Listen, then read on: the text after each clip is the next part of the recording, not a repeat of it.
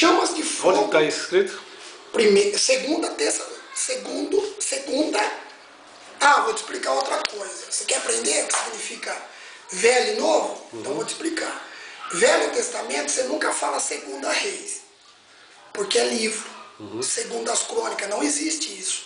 É segundo os crônicas, segundo Reis, entendeu?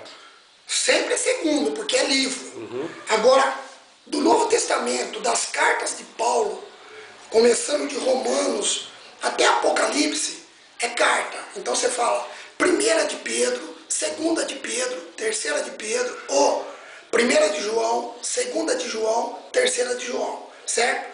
Tudo que fala primeira é carta. Isso é bom, porque uma hora... primeira é carta. Uma hora você vai catar algum camaradinho que vai querer crescer em cima de você, você já mete a chibanca nele também, certo? Aí o cara fala, primeiro Pedro. Não, você fala, não é primeiro Pedro, irmão, é primeiro. Ah, mas qual é a diferença? A diferença, porque quando eu falo primeiro é livro, na teologia. É primeira é carta, certo? Então, 2 Tessalonicenses 1, do versículo 8, diz: em chamas de fogo eu gosto muito desse texto, tomando vingança contra todos aqueles que não conhecem a Deus e contra os que não obedecem ao Evangelho de nosso Senhor Jesus Cristo. Estes sofrerão penalidade de eterna destruição, banidos da face do Senhor e da glória do seu poder, quando vier para ser glorificado nos seus santos e ser admirados em todos que creem naquele dia, porquanto foi crido entre vós o nosso testemunho. Forte, né? Em chamas de fogo, tomando vingança contra os que não conhecem a Deus e contra os que não obedecem ao Evangelho do nosso Senhor Jesus Cristo. Primeiro, você não vai ser condenado porque você não obedece à lei. Guarda isso. Vai ser importante para o seu ministério lá na frente. Quando você for pregar graça. Aí você vai pregar, primeiro sentido, irmão. Mas você prega o Velho Testamento. Prego como exemplo e exortação. Não como salvação. Jesus fala que vai ser destruído só quem não obedece o Novo Testamento. Não fala que você não vai ser destruído se não obedece à lei. Então aprenda o que é lei e graça.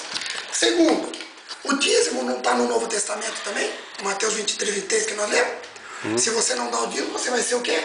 Destruído, porque você não obedeceu uma parte do Novo Testamento. Então guarda que isso é muito forte. Agora tem uma outra parte que as pessoas falam assim: fulano morreu e não conhecia o Evangelho. Ah, tadinho, Deus vai pesar pelas suas obras. Outra mentira.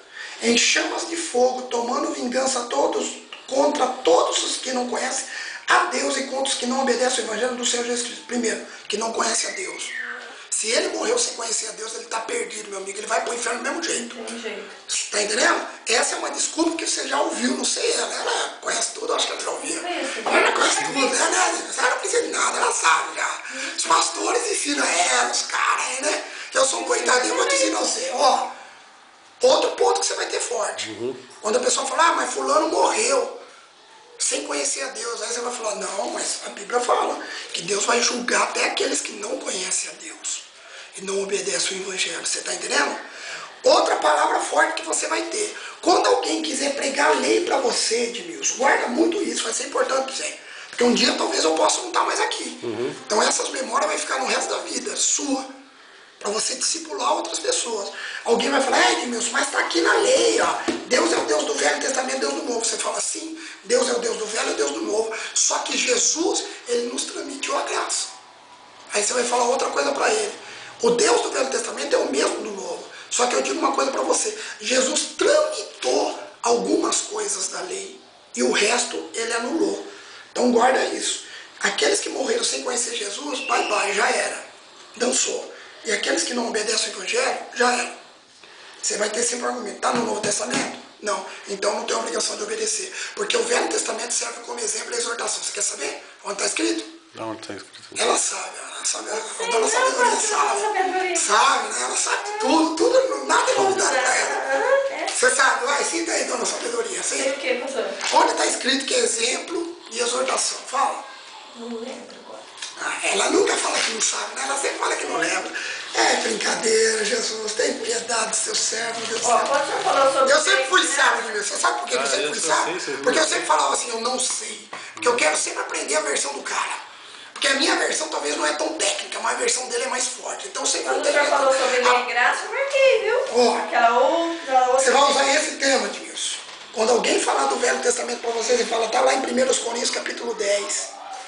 Aí você vai ler inteiro, porque eu não vou ler para você inteiro aqui. Aí você lê depois 1 Coríntios 10. Você vai falar, aí você vai provar aqui, eu vou ler só esse versículo. Que o Velho Testamento foi dado como exemplo. Entretanto, Deus não se agradou da maioria deles, razão porque ficaram prostrados. Essas coisas se tornaram exemplo para nós, a fim de que não cobiçamos as coisas más como eles cobiçaram. No versículo 6. Mas lê do versículo 1 inteiro. O que ele está falando? Que o Velho Testamento foi como exemplo. Eles não adulteraram, idolatraram, pecaram no Velho. Então Paulo está nos ensinando que o Velho Testamento serve como exemplo. X. Essa é uma parte que você tem forte para combater aí. Os falsos profetas que vão surgir na tua vida aí. Cara cheio de teologia e querendo te enganar. Então você tem 4 pontos fortes. Do dia me acabou entrando até lei, né? Que é uma coisa que já até esclareceu sobre a lei. Aquele versículo é muito forte. Você vai poder falar assim, ó, peraí, eu sou condenado se eu não obedeço ao Evangelho. Eu sou condenado se eu não creio no Evangelho de Jesus Cristo nas cartas. Porque é de Mateus, outra coisa que você guarda, de Mateus a Apocalipse para a salvação. De Gênesis a Malaquias para a exortação e advertência. Depois você vai ver isso aí, vai estar gravado, você guarda no seu coração. Sempre isso. De Mateus, vou até repetir, de Mateus a Apocalipse para exortação ou advertência, que é a mesma coisa, é advertência e exemplo, a exortação e exemplo. Novo Testamento, de Mateus a Apocalipse, para salvação e graça. Aí você já tampa a boca do camarada com 3 palitos. Aí se o cara quiser persistir na lei, aí você vai lá em Gálatas 3, não vou ler, vai, Gálatas 3. No versículo 10 diz o quê? Que é maldito todo aquele que não obedecer todos os requisitos da lei. Aí depois você pode ir lá em Tiago, capítulo 2, do versículo 9, 10 adiante, diz, obedecendo toda a lei, mas tropeçando em só ponto, será culpado de todos os pecados. Aí você, se o cara persistir, você vai lá em 1 Timóteo, 1 de Timóteo, ou 1 Timóteo, que é carta, sempre primeira, que fala que a lei foi dada para os matricitas, ladrão, isso, aquilo. Aí você fala, você é ladrão? Você é homicida? Não, então, peraí, a lei não é para nós. A lei é para quem não vive debaixo dessa desgraça. Aí o cara vai falar, mas você quer cumprir a lei. Fala, só que a Bíblia fala em Tiago 2,10 que aquele que obedece toda a lei, mas tropeça em só um ponto, será culpado de todos. Então você está debaixo de maldição. E maldito não é do reino de Deus. Aí você vai em 1 Coríntios 16, 21, né? Que aquele que não ama o Senhor é anátema. Quer dizer, anátema é réu do inferno. Anátema significa maldito. Aí você pode cair que os malditos... Uma mensagem leva a outra, você vê como que é, né? Aí você vai lá em Mateus 25, 41, que fala, maldito, apartai vós de mim, maldito. Então, quer dizer, se você está numa maldição, Jesus vai te rejeitar também. Isso vai ficar gravado, depois você vai estudar lá. Então, isso é muito importante que eu te falei. Lei, entenda da lei, mas entenda da graça. Se você entender a graça, ninguém vai poder nunca duvidar da sua salvação, nem você vai duvidar. Então, o que está no Novo Testamento eu compro. O que está na lei eu compro? Não. Só serve como exemplo a exortação. Ponto final. Esse texto que eu te dei para você é crucial, irmão. Crucial. Ninguém vai conseguir debater com você, a não ser o cara que tem a mente distorcida. Ah, uma bermuda, meu irmão, estou debaixo da graça, estou debaixo da lei. Certo? Entendeu? Mas peraí, você quer viver a lei? Aí você fala, você quer viver a lei? Então vamos lá. Aí você vai lá em Levítico 16, 17, 18, 19. Aí você vai lá em Levítico 19. Peraí, ô irmão, então, segundo a lei, você está com o cabelo cortado. Você não podia cortar as têmporas. Ah, segundo a lei, você rapa a barba. Você também não podia danificar, você está em pecado. Ah, segundo a lei, você não toma vinho forte. Ah, você come pão de padaria. Você também não pode, segundo a lei. Ah, segundo a lei, quando a sua mulher está menstruada, ninguém pode relar na sua mulher. Ela está impura. Ah, segundo a lei. Ah, você quer que eu mais entre na lei? Ah, segundo a lei. Segundo a lei, você está usando calça. E no tempo da lei existia vestido, um homem. Ah, segundo a lei, tinha que usar alparga. Ah, segundo a lei, você tinha que trabalhar 6 anos e ficar 1 ano parado. Então você vai entrando numa série de coisas, vai ficar gravado aí, depois você vai estudando aí. Isso é uma base para você ficar tranquilo. Com isso, acabou, ninguém vai te encher mais o saco. Isso acho que tá bom, né? Virou estudo bíblico aí, eu acho que é. Viu, pastor, aqui eu ia perguntar para o senhor. Tudo isso, eu só aprendi sozinho. Diretamente com Deus, ninguém nunca me ensinou nada. Ouvia pregadores que eu admirava, crescia ouvindo aí. Napoleão, nossa, sou muito fã do Napoleão. Pastor, sobre a Santa Gilmar Ceia. Santos, Takayama, aí tem outros aí, Cira, Jave. Até o Feliciano hoje é uma pessoa que eu respeito muito também. Sobre a Santa Ceia, que nem